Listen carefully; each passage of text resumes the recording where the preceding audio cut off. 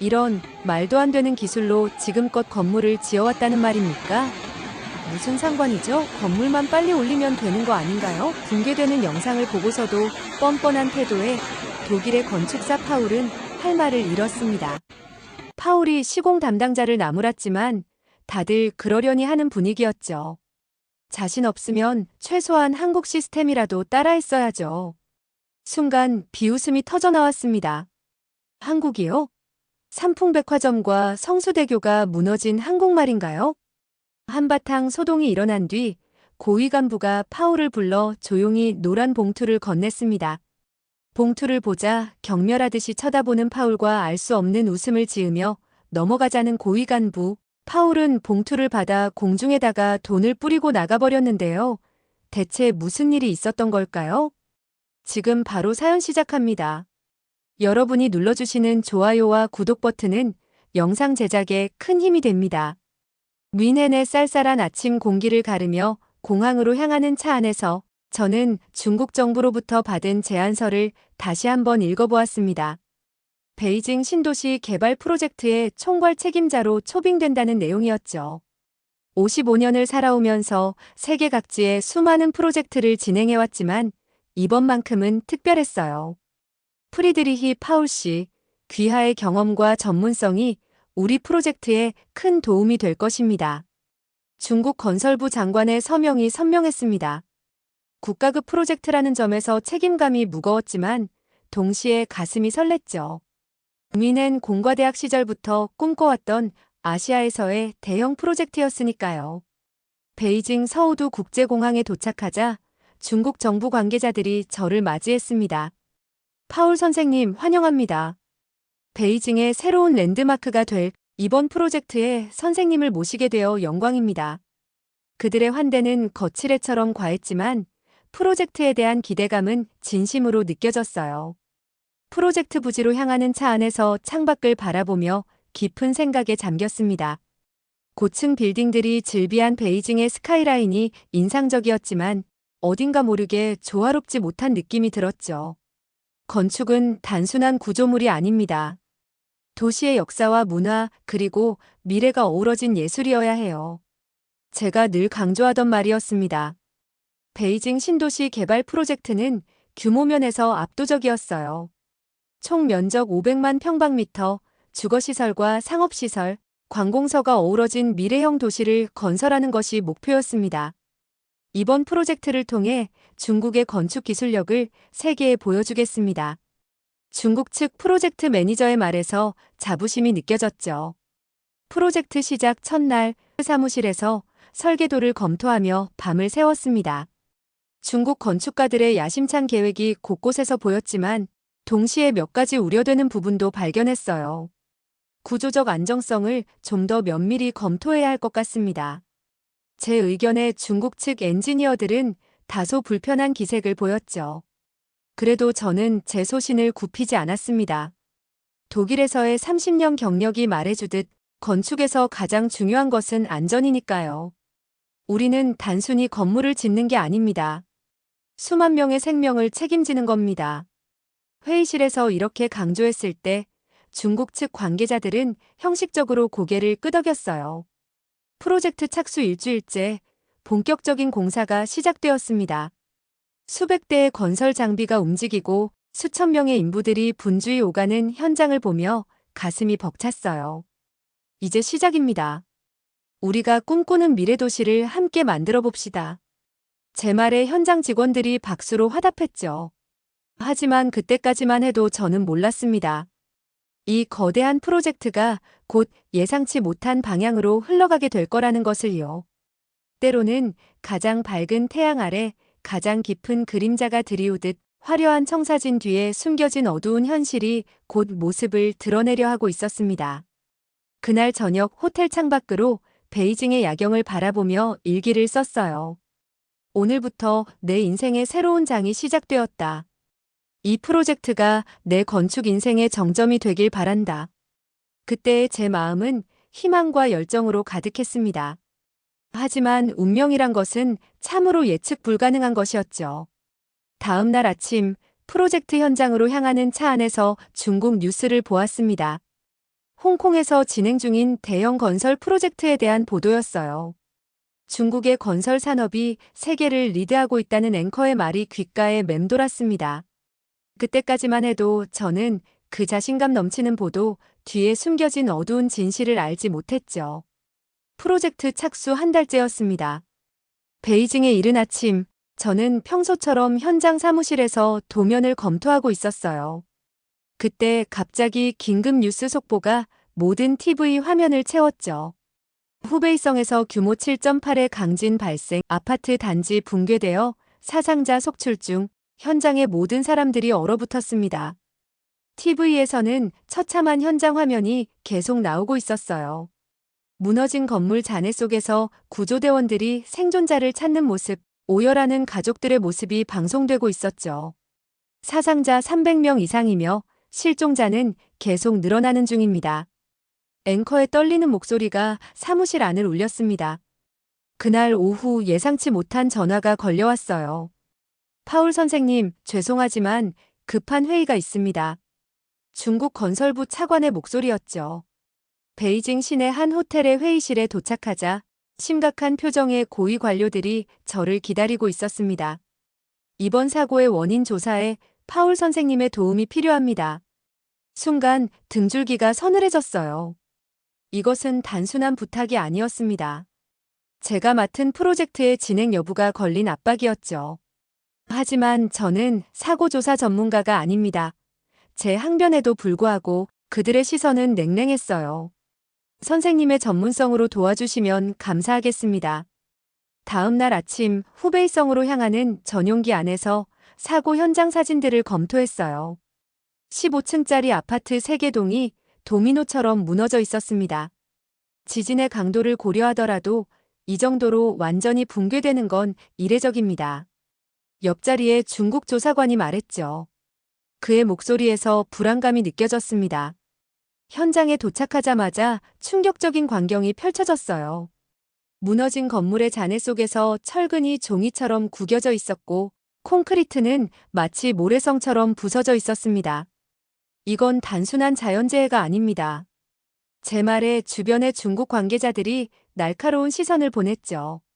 구조 작업은 밤낮 없이 계속되었습니다. 매 순간이 생존자를 찾기 위한 사투였어요. 하지만 시간이 갈수록 희망은 줄어들었죠. 생존자 발견. 이따금 들리는 구조대의 외침은 우리 모두에게 작은 위안이 되었습니다. 조사가 진행될수록 의문점은 더욱 커져갔어요. 건물의 설계 도면과 실제 시공 상태가 크게 달랐고 사용된 자재들도 의심스러웠습니다. 이 정도의 차이라면 제 머릿속에서 불길한 예감이 스쳐 지나갔죠. 현지 주민들의 증언도 충격적이었습니다. 공사 기간이 너무 짧았어요. 밤낮으로 공사가 진행됐죠. 품질 검사를 제대로 했는지 의문이에요. 그들의 이야기를 들으며 제 가슴은 점점 무거워졌어요. 조사 일주일째 중국 정부의 압박은 더욱 거세졌습니다. 빨리 결론을 내려주시기 바랍니다. 자연재해로 인한 불가항력적 사고라고 발표하면 좋겠습니다. 하지만 제가 본 것은 명백한 인재였어요. 양심을 저버릴 수는 없었죠. 그날 밤 호텔방에서 창밖을 바라보며 깊은 고민에 빠졌습니다. 저는 2가지 선택권이 있었습니다. 중국 정부의 뜻에 따라 순순히 물러설 것인가, 아니면 진실을 밝히고 그에 따른 위험을 감수할 것인가, 결정의 시간이 다가오고 있었습니다. 다음 날 아침 저는 결심을 했어요. 진실을 밝히는 것이 제 임무입니다. 이 말을 하는 순간 제 인생이 크게 바뀌게 될 거라는 걸 직감했죠. 하지만 그것이 옳은 선택이라는 것도 알고 있었습니다. 파울 선생님, 우리의 제안을 거절하시는 건 현명하지 못한 선택일 수 있습니다. 베이징으로 돌아온 다음 날 중국 건설부 고위 관료의 말이 회의실에 울렸습니다. 창밖으로 보이는 스모그 낀 하늘만큼이나 무거운 침묵이 흘렀죠. 저는 책상 위에 놓인 서류를 천천히 넘겨보았어요. 그들이 준비한 공식 조사 보고서 초안이었습니다. 자연재해로 인한 불가항력적 사고. 첫 페이지부터 제 양심을 시험하는 내용이었죠. 이 보고서에는 동의할 수 없습니다. 제 단호한 목소리에 회의실 분위기가 얼어붙었어요. 파울 선생님께서 맡으신 베이징 신도시 프로젝트의 원활한 진행을 위해서라도 우리의 제안을 긍정적으로 검토해 주셨으면 합니다. 그들의 말에 숨겨진 협박이 느껴졌습니다. 30년 경력의 건축가로서 제 명성이, 그리고 수백억 규모의 프로젝트가 위험에 처할 수 있다는 암시였죠. 밤새 호텔방에서 고민했습니다. 창밖으로 보이는 야경이 마치 유혹처럼 반짝였어요. 그냥 그들의 요구대로 해주면 어떨까?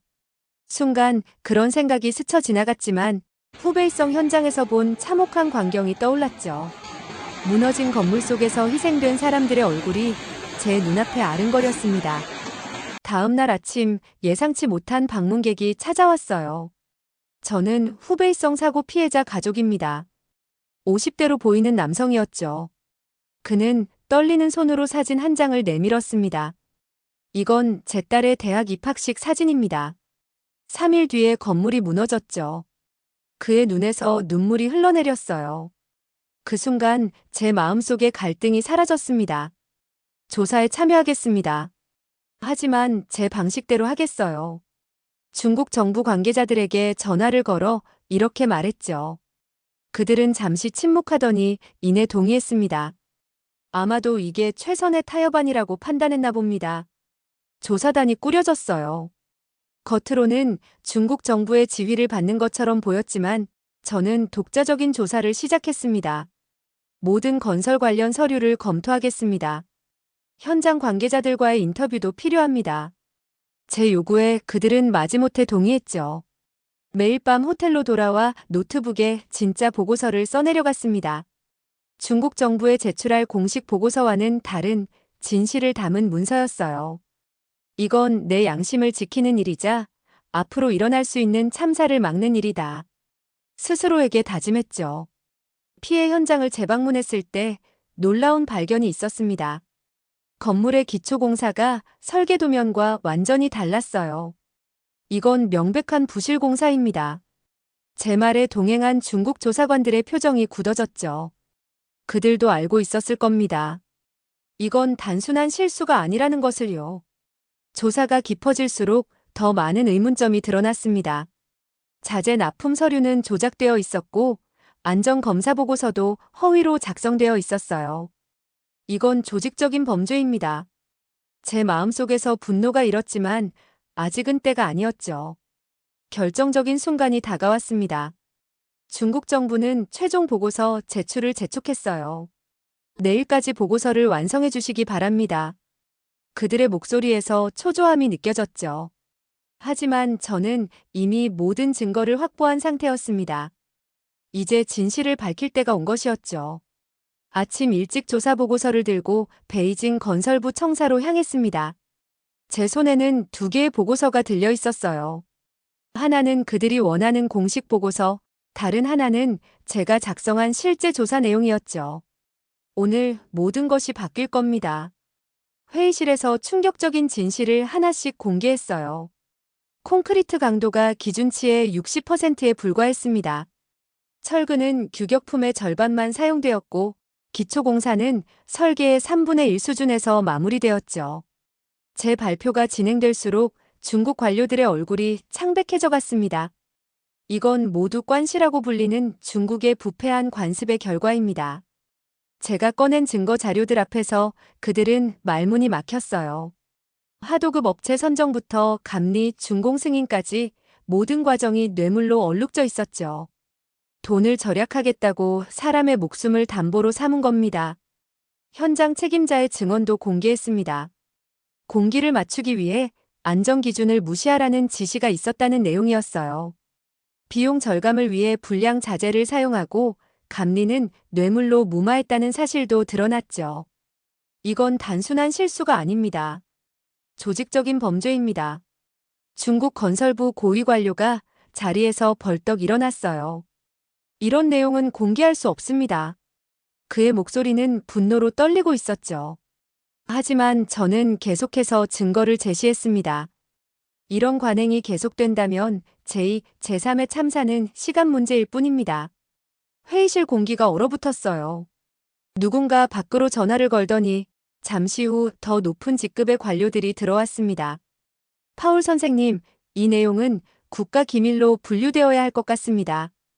그들의 말투는 공손했지만 위협적이었죠. 하지만 저는 이미 모든 준비를 해두었습니다. 제 보고서 사본은 이미 독일 대사관에 전달되었습니다. 만약 제게 무슨 일이 생긴다면 모든 내용이 공개될 겁니다. 제 말에 그들의 표정이 굳어졌어요. 우리나라의 건설 기술을 무시하시는 겁니까? 한 중국 관료가 감정적으로 물었습니다. 아닙니다. 오히려 중국의 뛰어난 기술력이 이런 부패한 시스템 때문에 제대로 발현되지 못하고 있는 겁니다. 제 대답에 몇몇은 고개를 끄덕였어요. 진실이 드러나자 회의장은 혼돈에 빠졌습니다. 일부는 분노했고 일부는 체념한 듯 했죠. 이제 어떻게 하시겠습니까? 그들의 질문에 저는 준비해온 제안을 꺼냈어요. 이웃나라 한국의 건설 시스템을 참고해보는 게 어떨까요? 순간 비웃음이 터져나왔습니다. 한국이요? 그 작은 나라에서 배울 게 있다고 보십니까? 그들의 반응은 예상했던 것이었어요. 하지만 저는 이미 확실한 증거들을 가지고 있었죠. 제가 보여드릴 게 있습니다. 제 노트북 화면에 한국의 건설 현장 모습이 떠올랐습니다. 완벽한 품질 관리 시스템, 첨단 건설 장비, 그리고 투명한 감리 제도까지 이것이 진정한 건설 강국의 모습입니다. 회의실이 다시 조용해졌어요. 여러분께 한국의 건설 기술력을 보여드리겠습니다. 제 노트북에는 세계적으로 유명한 건축물들이 하나씩 떠올랐어요. 두바이의 부르즈 할리파, 싱가포르의 마리나 베이 샌즈, 서울의 롯데월드 타워까지 이 모든 건물의 핵심 기술과 시공을 한국 기업이 맡았다는 사실을 아십니까? 중국 관료들의 표정이 미묘하게 변했습니다. 한국도 외국의 설계도면을 베낀 것 아닌가요? 한 관료가 무시하듯 말했죠. 저는 빙그레 웃으며 더 구체적인 자료를 보여줬어요. 한국은 단순 시공이 아닌 설계부터 핵심 공법까지 모든 것을 책임졌습니다. 특히 최근 뉴스를 보여주며 설명했습니다. 보세요. 사우디아라비아의 네움시티 프로젝트에서도 한국 기업들이 핵심 역할을 맡았습니다. 5천억 달러 규모의 미래 도시를 한국의 기술력으로 만들어가고 있죠. 회의실 안에서 작은 탄성이 들렸어요. 더욱 놀라운 것은 한국의 스마트 기술인 BIM 공법이었습니다. 시스템으로 모든 공정을 디지털화했고 AI가 실시간으로 품질을 관리합니다. 드론이 현장을 감시하고 2배나 많은 안전관리자들이 현장을 관리하죠. 제 설명에 그들은 점점 더 관심을 보였어요. 가장 중요한 것은 투명성입니다. 한국의 건설 현장 관리 시스템을 보여주었어요. 모든 공정 정보가 실시간으로 공개되고 감리는 철저히 독립성을 보장받습니다.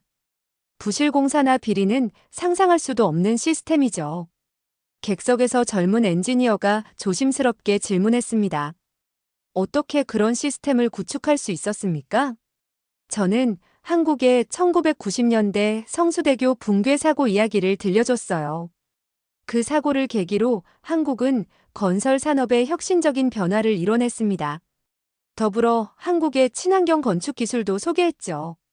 제로에너지 빌딩, 태양광 발전, 빗물 재활용 시스템까지 이제는 환경을 생각하는 건축의 시대입니다. 중국의 스모그 문제를 겪고 있는 그들에게 이는 매력적인 제안이었어요. 한국의 건설사들은 이미 미국, 유럽의 기업들과 대등하게 경쟁하고 있습니다. 최근 수주 실적을 보여주었죠. 작년에만 해외에서 300억 달러 이상의 프로젝트를 수주했어요. 품질과 기술력을 인정받았기 때문입니다. 중국 관료들의 태도가 눈에 띄게 변화하기 시작했습니다. 우리도 이런 시스템을 도입할 수 있을까요? 누군가 진지하게 물었어요. 물론입니다. 하지만 그러려면 먼저 기존의 관행부터 바꿔야 합니다. 특히 인상적이었던 것은 한국의 건설 안전관리 시스템이었어요. 사고율이 선진국 수준으로 낮아졌습니다. 인명은 그 무엇과도 바꿀 수 없다는 원칙이 철저히 지켜지고 있죠. 후베이성 사고를 겪은 그들에게 이는 뼈아픈 교훈이었습니다. 회의실 분위기가 완전히 바뀌었어요. 처음에 거만함과 무시하는 태도는 사라지고 배우려는 자세로 변했죠. 한국의 건설 교육 프로그램에 우리 기술자들을 보낼 수 있을까요? 이제 그들이 먼저 제안을 하기 시작했습니다. 베이징의 한겨울, 프로젝트 현장에는 큰 변화의 바람이 불어오고 있었습니다. 이제는 우리도 달라져야 합니다. 중국 건설부 관계자들이 한국의 건설 기술 연수 프로그램 참여를 결정했다는 소식이 전해졌어요. 저의 제안이 받아들여진 순간이었죠.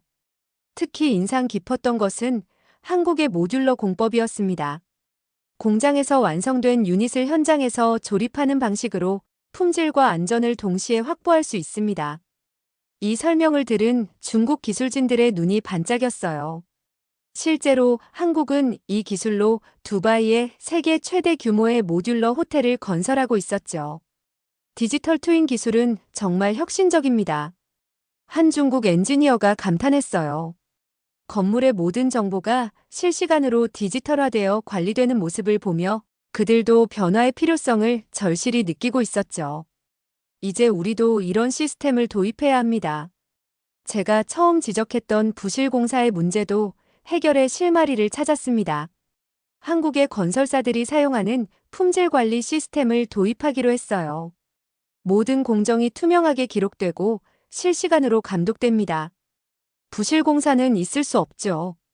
이제 그들도 변화의 필요성을 인정했습니다. 놀라웠던 것은 한국의 건설 자동화 기술이었어요. AI 시스템으로 설계를 최적화했죠. 실제로 한국의 건설 현장에서는 드론이 상시 모니터링을 하고 3D 프린팅으로 복잡한 구조물을 만들어내고 있었죠.